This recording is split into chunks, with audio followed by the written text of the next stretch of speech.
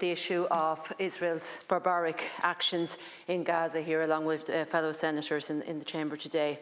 We see war crimes being committed daily for the last 19 months, where men, women and children are being killed or horrifically injured.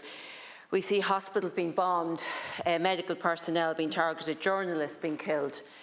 And the UN's Tom Fletcher has said that 14,000 babies could die in the next 48 hours if vital aid supplies isn't let in to Gaza. There's been an 11-week blockade of essential supplies of food and medicine by Israel.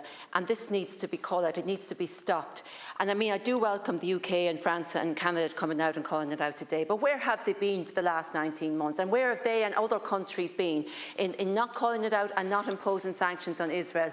And in fact, some of those same countries are complicit in the genocide because they're supplying weapons to Israel on an ongoing basis, and they're just ignoring the consequences of what's happening.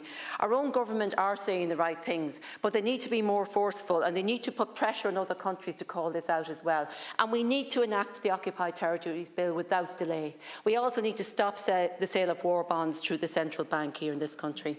And it's often been said that had the Holocaust that occurred in Germany in the 30s and 40s been known about, it would never have happened, that people or other countries would have called it out. Well, I'm not so sure today, because what we're seeing in Gaza, we see on our screens and we see on our phones every single day.